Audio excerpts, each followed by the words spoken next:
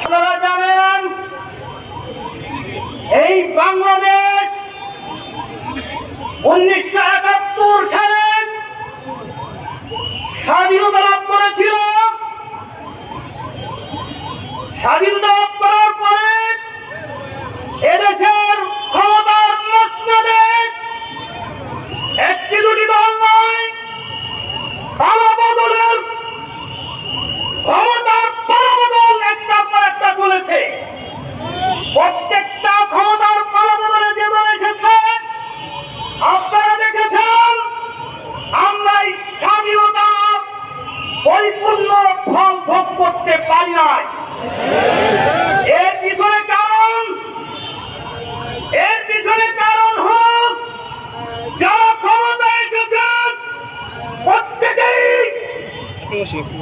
দুর্নীতিবাদ, দেশের সম্পদ লুণ্ঠন করে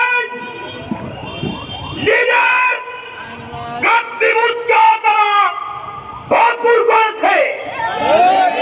এর কারণ হল এরা দুনিয়ামুখী, দুনিয়ালোভী।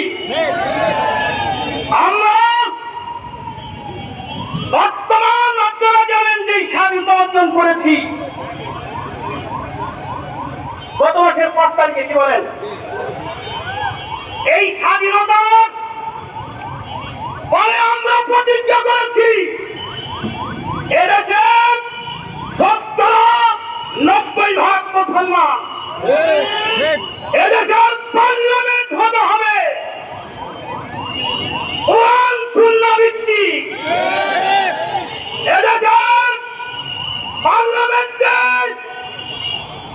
কোরআন সুন্নাহ ভিত্তিক যদি প্রতিষ্ঠিত আমরা করতে পারি তাহলে এদেশের শান্তি ফিরে আসবে ইনশাআল্লাহ। আপনারা দেখেছেন অতীতের বর্তমান যে সরকার বিদায় নিয়েছে, অতীতের সরকার থেকে 5 তারিখে আন্দোলনের মাধ্যমে তাকে ক্ষমতা থেকে অপসারণ করা হয়েছে, দেশ থেকে পালিয়ে গেছে স্বৈরাচার খুনি হাসিনা। শুধু তাই না,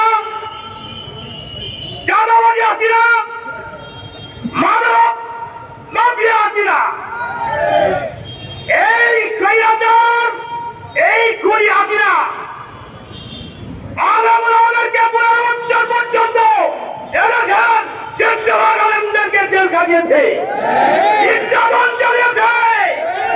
এই নির্যাতনের বিচার করতে হবে। এদেশের যত মানুষকে খুন করা হয়েছে তার বিচার করতে হবে। আমরা বলতে চাই বর্তমান যে সরকার,